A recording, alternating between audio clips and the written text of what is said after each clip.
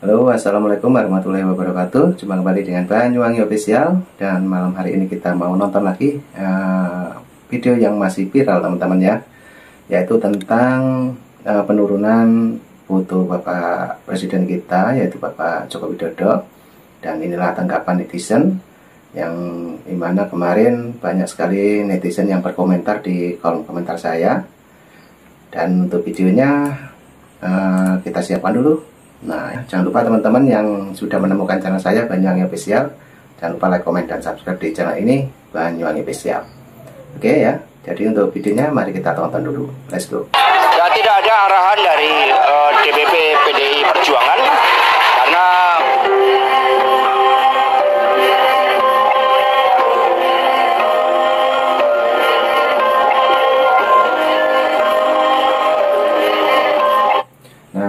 inilah di kantor PDIP.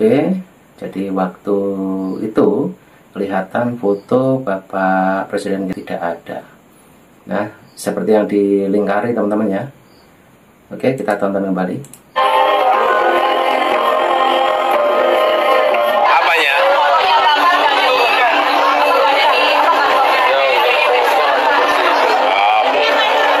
Ya, tidak ada arahan dari DPP PDI Perjuangan karena Presiden ya saat ini adalah Pak Jokowi dan Wakil Presiden adalah Bapak Kiai Haji Ma'ruf Amin.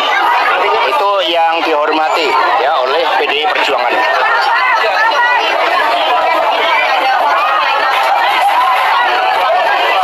Ya, ada beberapa ekspresi karena memang misalnya beberapa waktu yang lalu di dalam forum penyelamat reformasi dan demokrasi ada yang mencoba mengekspresikan di dalam berbagai bentuk penyalahgunaan kekuasaan termasuk rekayasa hukum melalui putusan nomor 90 dengan cara-cara yang seperti itu, yaitu bagian dari negara demokrasi yang dihormati oleh PDI Perjuangan.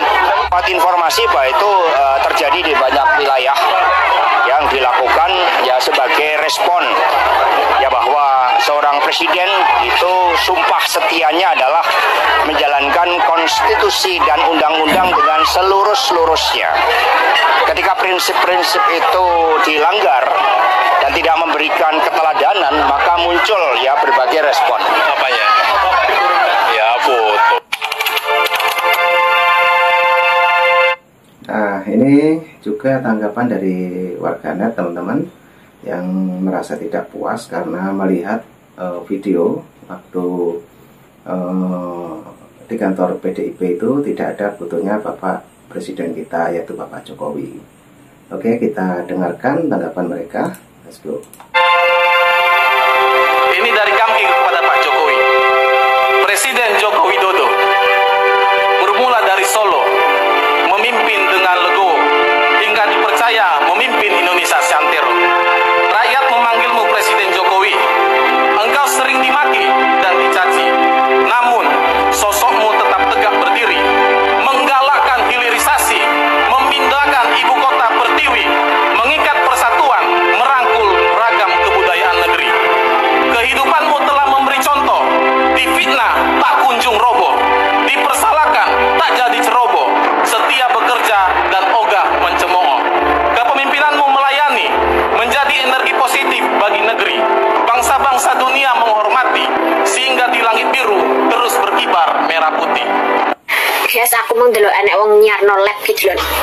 Peresmian Rumah Sakit Pusat Pertahanan Negara Pangsar Sudirman dan 25 rumah sakit TNI.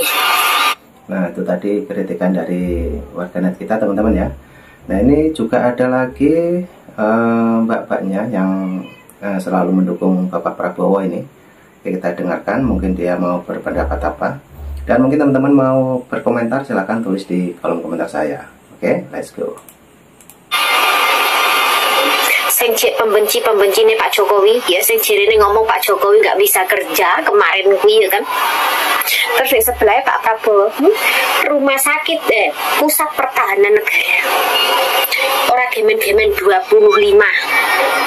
Sing panggah cik benci, panggah ora terima, panggah ora seneng karo Pak Jokowi karo Pak Prabowo, berarti motonya picek ya, motonya kalian picek nek ora seneng karo Pak Jokowi karo Pak Prabowo. Sampean menolak membenarkan kebenaran. Sampean berarti menyalahkan sesuatu yang benar. Makanya padha kejeglong kabeh.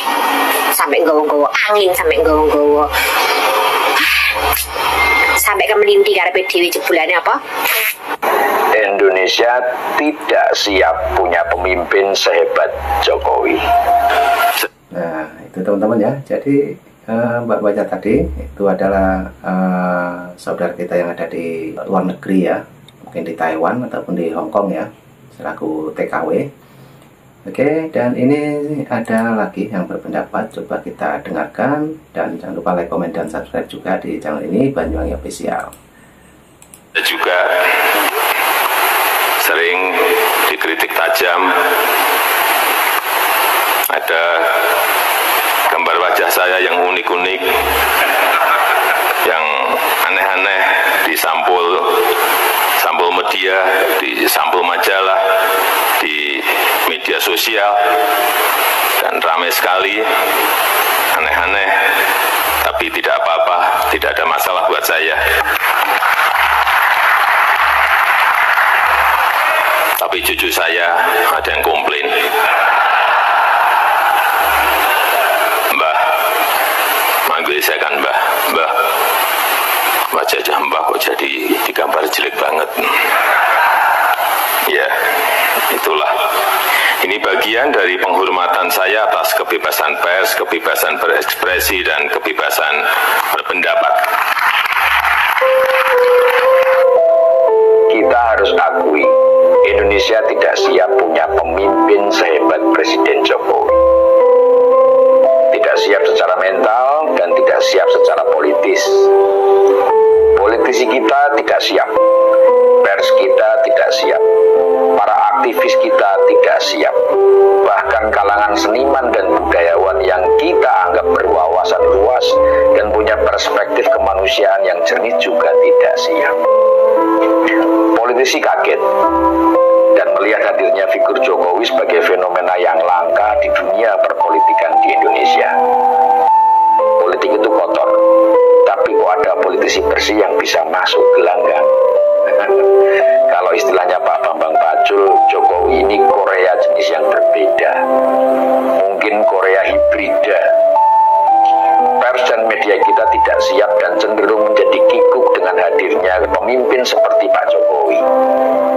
Kalangan pers yang punya jargon bad news is a good news jadi bingung menjual berita mereka. Nulis soal Jokowi isinya baik semua, padahal berita baik tidak menjual. Lalu bagaimana mau untung? Kalau sudah begitu, mau tidak mau media harus membuat pilihan. Jadi juru berita pesanan atau menyulap berita baik menjadi seburuk-buruknya. Nah, inilah penjelasannya yang lebih detail lagi teman-teman ya. Dan ini warganet masih banyak yang berkomentar. Nah, ini kita dengarkan juga. Para aktivis juga tidak siap menghadapi pemimpin seperti Pak Jokowi. Aktivis kan tugasnya mengkritisi. Kalau bahan yang dikritisi tidak cukup untuk dikritisi, lah terus mau mengkritisi apanya? Akhirnya jadi sama seperti media. Kalau mau tetap dibilang aktivis, ya melayani jasa kritik dan demo pesanan saja. Ini aktivis apa hiperaktivis sih? Nggak perlu demo kok harus demo. Kalau aktivis jalanan melayani pesanan mungkin masih masuk akal. Lah ini aktivisnya mahasiswa. Mahasiswa itu kan kelompok yang sama-sama kita tahu memiliki kualitas dan latar belakang pendidikan yang lebih baik. Kalau akhirnya melayani pesanan atau yang sering diledek dengan istilah mahasiswa, lah terus ilmiahnya di mana? Seniman dan budayawan kita tidak kalah kabutnya ketemu sosok pemimpin seperti Jokowi. Grup teater yang biasa mengolah-olah pemimpin korup jadi tidak punya bahan untuk dijadikan naskah pertunjukan. Zaman Pak Harto, zaman Pak SBY masih banyak bahan. Nah zaman Pak Jokowi ibarat sumur airnya kosong, tidak bisa ditimba. Pak Jokowi memang jadi sumber paceklik seniman-seniman yang cari makan dengan sindiran-sindiran dan kritikan-kritikan. Ide mereka mampet ketemu presiden sebersih Jokowi. Padahal seniman masih bisa makan dengan membuat atraksi dan menampilkan bakat-bakat yang hebat loh. Tapi maaf, jangan-jangan kebanyakan seniman kita aslinya nggak punya bakat. Apa bedanya sama aktivis jalanan tadi? Di kalangan budayawan yang seringkali juga disusupi rohaniawan, punya pemimpin seperti Jokowi ini banyak bikin mereka kaget-kagetan. Revolusi mental yang dijalankan Presiden Jokowi seperti mengambil alih sebagian pekerjaan mereka. Meski banyak yang mengklaim revolusi mental tidak berhasil, tapi kenyataannya kita bisa lihat sendiri, di masyarakat telah terjadi perubahan perilaku dan sikap yang cukup menonjol, dan semua itu mengarah pada aspek mental.